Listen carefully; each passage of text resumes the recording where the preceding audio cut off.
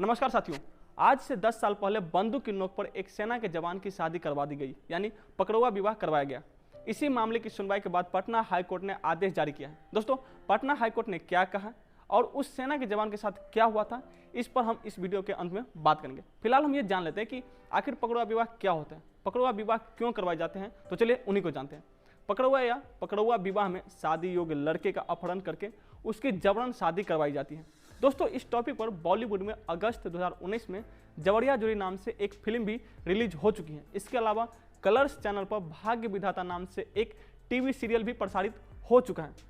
इन दोनों में ही काफ़ी हद तक पकड़वा विवाह की सच्चाई को दिखाने की कोशिश की गई है। दोस्तों, पकड़वा विवाह में गांव परिवार के दबंग लोग इलाके के किसी पढ़े लिखे और धन संपदा से संपन्न शादी योग्य युवक का अपहरण कर लेते हैं। इसके बाद जबरन उसकी शादी किसी लड़की से करा दी जाती है। विरोध करने पर युवक की पिटाई की जाती है। कई बार हथियार वगैरह दिखाकर युवक को डराया धमकाया भी जाता है। इतना ही नहीं दोस्तों, शादी कराने वाले दबंग दूल्हे और उसके परिजनों को इतना डरा धमका देते हैं कि वह मजबूरी बस जवरिया विवाह को स्वीकार कर लेते हैं। आमतौर पर दबंग पहला बच्चा होने तक दूल्हा और उसके परिजनों पर नजर रखते हैं। ऐसा कहा जाता है कि जैसे ही एक बच्चा पैदा हो जाएगा तो वो अपने पत्नी को नहीं छोड़ पाएगा।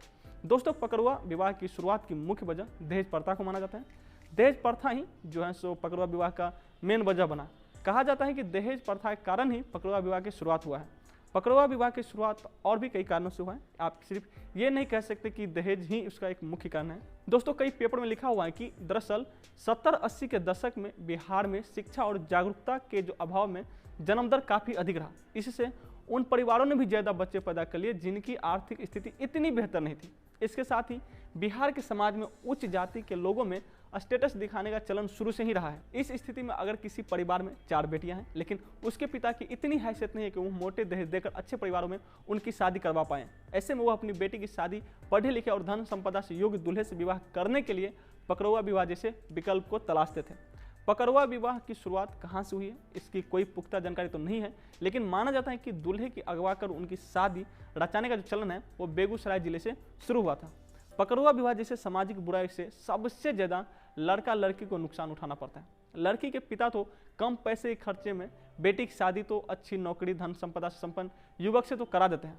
सामाजिक दबाव में लड़के के परिवार वाले भी लड़की को अपना भी लेते हैं, लेकिन जीवनचर्या में उन्हें कितने ताने मारे जाते हैं इसका अनुमान नहीं लगाया जा सकता है। इतना ही नहीं, कई बार तो लड़की को पूरा जीवन काल में पति का ठीक से प्यार नसीब नहीं हो पाता है। वहीं लड़का भी ऐसी शादी से मानसिक रूप से परेशान हो जाता है। कई बार वह दिल से पत्नी को कभी स्वीकार ही नहीं कर पाते हैं। ऐसे स्थिति में प्यार की डोर से बनने वाला पति पत्नी के रिश्ते नफरत और डर पर स्थापित हो जाता है।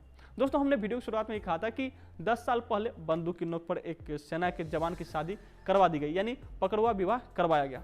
इसी मामले की सुनवाई करते हुए हाईकोर्ट ने कहा कि किसी महिला की मांग में जबरन सिंदूर लगाना हिंदू कानून के तहत विवाह नहीं है। हिंदू विवाह तब तक वैध नहीं है जब तक वह स्वैच्छिक न हो और सप्तपदी की रस्म के साथ न हो। दोस्तों, सप्तपदी रस्म का मतलब होता है दूल्हा और दुल्हन द्वारा अग्नि के चारों ओर फेरे लेना। तो दोस्तों, आज के लिए इतना ही। अगर आप इस चैनल पर पहली बार आए हैं तो चैनल को सब्सक्राइब कर लीजिए। अगर वीडियो पसंद आया तो वीडियो को लाइक कर दीजिए और हाँ, दोस्तों के पास शेयर करना मत भूलिएगा। मिलते हैं एक नए वीडियो के साथ। जय हिंद।